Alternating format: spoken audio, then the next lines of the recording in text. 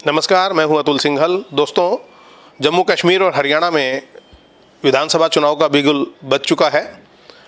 हालांकि चुनाव एक सामान्य प्रक्रिया है लोकतंत्र के अंदर, लेकिन जम्मू कश्मीर के अंदर चुनाव होना बहुत महत्वपूर्ण है, क्योंकि धारा 370 हटी, उसको यूटी में तब्दील किया गया। अब वहाँ पर फिर एक लोकतांत्रिक सरकार आएगी।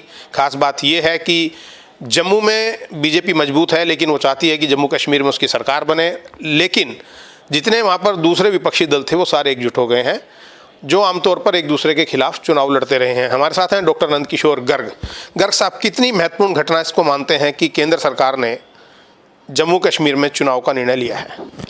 मुझे याद आता है कि एक बार किसी जम्मू कश्मीर के नेता ने ही कहा था कि इस क्षेत्र में पहली बार निष्पक्ष चुनाव 1977 में मोरारजी भाई देसाई के टाइम हुआ था।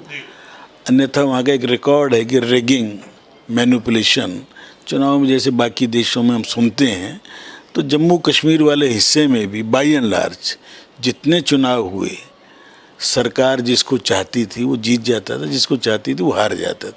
क्योंकि अब्दुल्ला परिवार कश्मीर का अपने आप को मानते थे कि हम महाराजा से भी बड़े हैं, और नेहरू जी का उनके प्रति प्रेम शब्द मैं अच्छे ढंग से यूज़ कर रहा हूँ, परंतु लगता ही है कि जैसे शायद दोनों का डीएनए कोई टेस्ट करा ले कभी, तो डीएनए एक ही निकलेगा। इस तरह की चर्चाएं तो सोशल मीडिया पे बहुत चलती हैं, और आप कभी शक्ल भी देखेंगे तो आपको नज़र आएगी कि नेहरू जी की शक्ल और शेख अब्दुल्ला की काफ़ी सामंजस्य नज़र आएगा अगर उस ढंग से सोच के देखेंगे तो।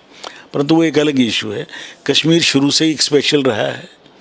इतनी रियासतों को सरदार पटेल के जुम्मे किए, उन्होंने सबको निपटाया। जूनागढ़ में सख्ती की ज़रूरत थी की, हैदराबाद में ज़रूरत थी तो की, जोधपुर वाले के नखरे थे तो कैसे ढीले किए। क्यों मैं थोड़ा इन इतिहास को पढ़ा है, कैसे सबसे पहले उन्होंने देशभक्ति का जगाया महाराणा प्रताप के वंशजों को। तो पहली स्टेट थी जो उदयपुर जिसने, परंतु वो एक पास्ट और एक स्टेट ली थी नेहरू जी ने अपने जुम्मे, जो आज तक एक नासूर बनकर रही स्पेशल दर्जे के नाम पर। स्पेशल इसलिए कि आबादी मुस्लिम ज़्यादा और सवाल डॉक्टर साहब यही है, जो अब चुनाव ये हो रहे हैं, जोखिम का काम है, क्योंकि मुस्लिम आबादी ज़्यादा है। और जिस प्रकार से कांग्रेस के स्टेटमेंट आ रहे हैं कि हम धारा 370 को हटाने के लिए जो हटाई है उसको दोबारा लागू करेंगे, और एक नेता का हमने बयान सुना कि हम जो आतंकवाद के नाम पे लोगों को मारा गया उनको मुआवजा देंगे या रिहा करेंगे। अगर ऐसी स्थिति बनती है तो फिर क्या होगा?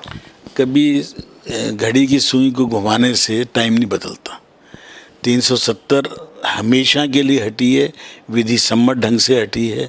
सुप्रीम कोर्ट के अंदर भी इसके ऊपर खूब बहस हुई, और सुप्रीम कोर्ट ने भी माना कि सही ढंग से हटाया, क्योंकि एक टेम्परेरी प्रोविज़न था, थोड़े दिन के लिए था, ये लिख के बताया गया तो हट गया।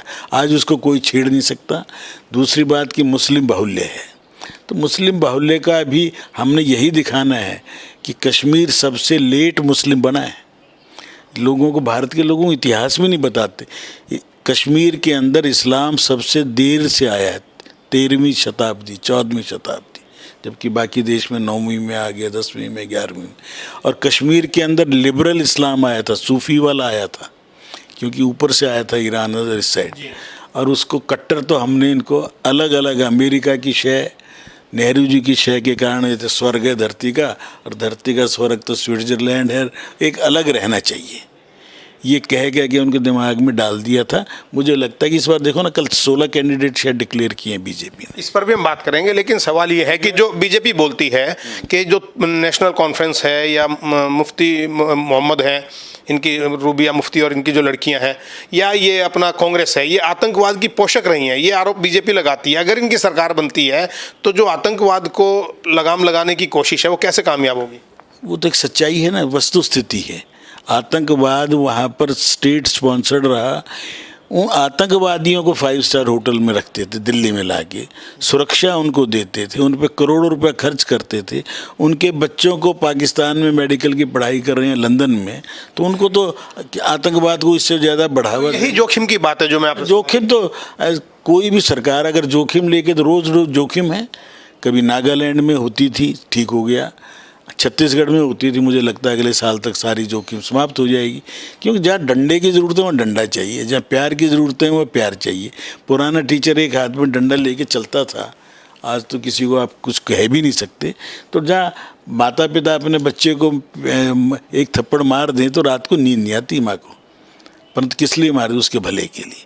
तो इसलिए मोदी सरकार, और ये अब तो मुझे लगता है कि चेन बनेगी, मोदी के बाद वाला जो आएगा वो मोदी से 21 आएगा देशभक्ति में, देश को आगे चलाने में। आखिरी सवाल मेरा, आपने अभी कहा कि 16 टिकट डिक्लेयर किए, बीजेपी क्यों ऐसी गलतियां करती हैं? 44 की लिस्ट जारी की थी, 3 बड़े नेताओं के उसमें नाम नहीं, फिर उसको विड्रॉ कर लिया है, क्यों असंतोष पनपता है पार्टी के अंदर?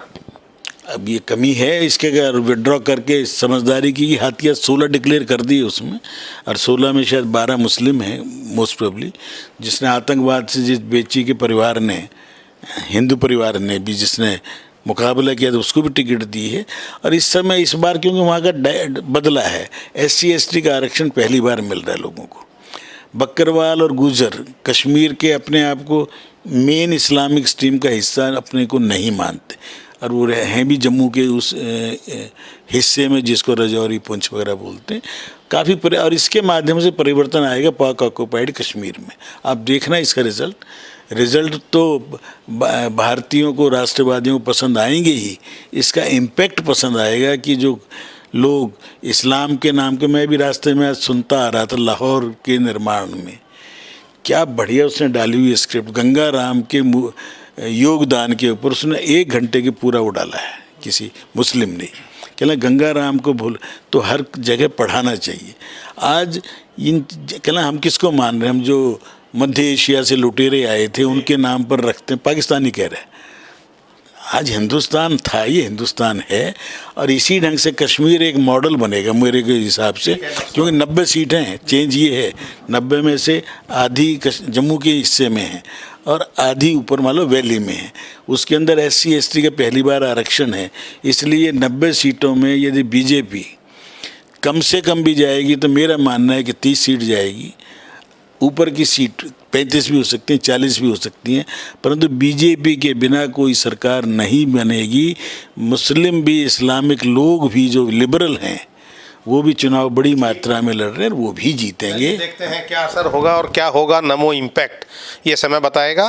कार्यक्रम नमो इम्पैक्ट में आज इतना ही। नमस्कार।